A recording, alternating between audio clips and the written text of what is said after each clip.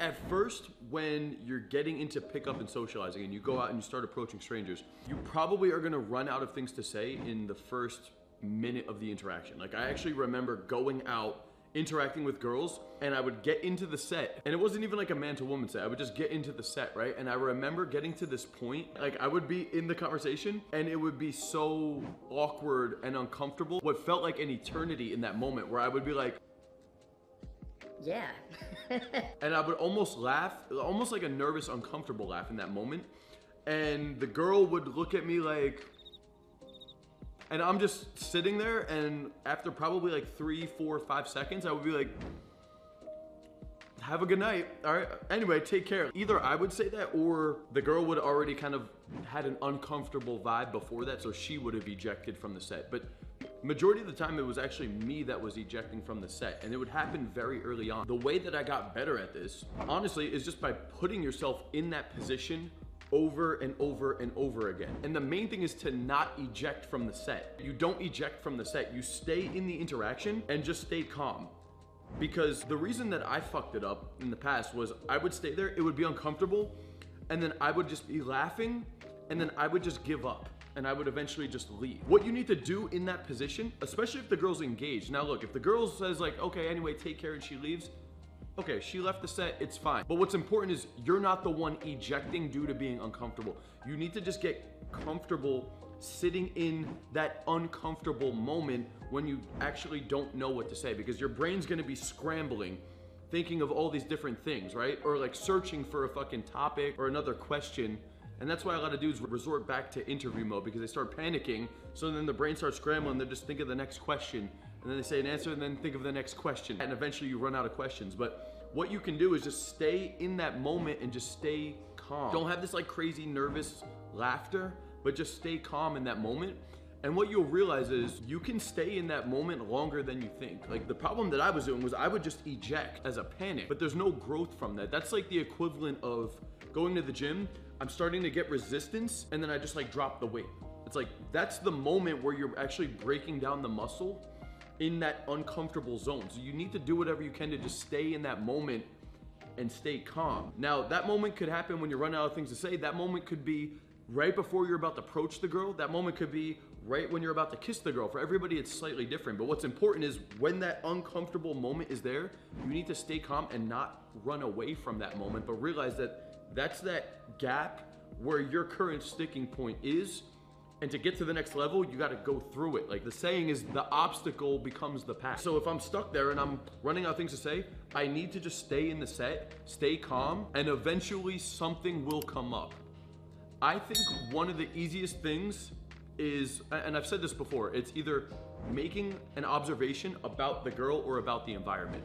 That's like a very easy thing. My defaults that I would always resort back to is like the girl's ethnicity, or something about what she's wearing, or something I notice about the environment. Those are very easy things that I would always kind of resort back to. Just gotta make it a goal to stay calm and stay in there and do not eject due to being panicky or uncomfortable. Eventually, you will come up with something. It may not happen the first time. You may f it up a couple times, but eventually you will come up with something to say. And that is where the growth happens, and you stay in the set. And then before you know it, you'll be able to stay in the set longer and longer and longer. So initially it was probably getting really awkward and uncomfortable in the first minute. And then I would be able to do like 5 or 10 minutes, but eventually I would still run out of things to say once I got through that baseline of the get to know you talk. When I had all of my interview kind of questions exhausted, I would then run out of things to say. And then eventually I got a little bit better at teasing and flirting and leading, so I was able to use those tools as well. Modules 3, 4, 5 in the program, and 7. I was able to use those tools to kind of pump life into the interaction to prevent it from fizzling out and keeping the interaction fresh. And then before you know it, you'll be able to run a longer and longer and longer and longer set.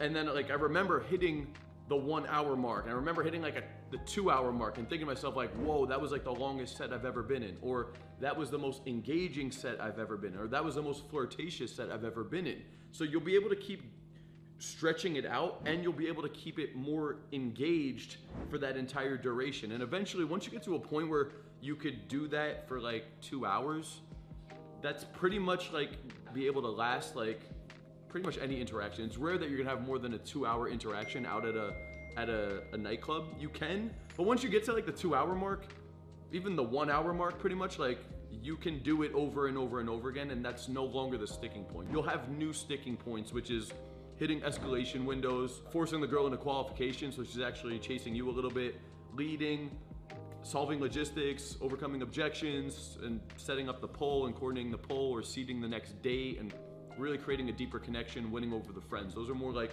mid-game to end-game concepts that are gonna be the upcoming sticking points once you've gotten over that initial thing. But that's what the progression looks like, and that's what you need to do. So no matter what your sticking point is, guys, realize that you gotta go through it to get to that next level.